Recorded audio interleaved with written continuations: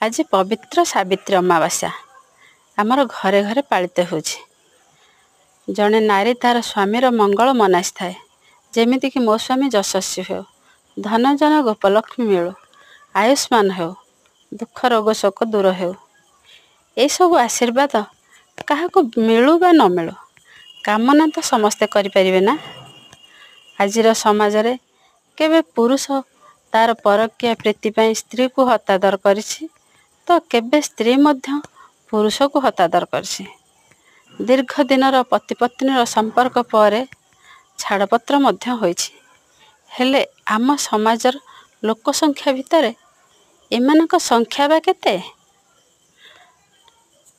आम समाज रे विभिन्न समय नारी को सम्मान दे विभिन्न लेखक कवि माने उपस्थापना करछन्ते जेमिति कि आमर डॉक्टर प्रतिभा राय तांकर शिलापद्म उपन्यास रे उपस्थापना करछन्ते।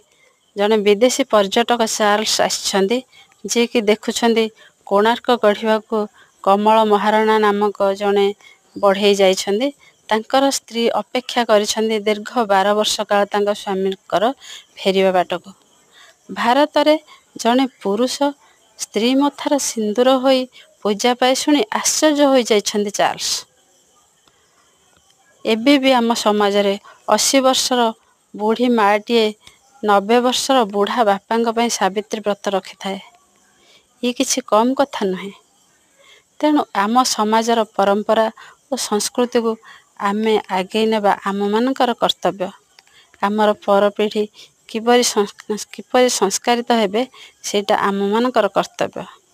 जय जगन्नाथ।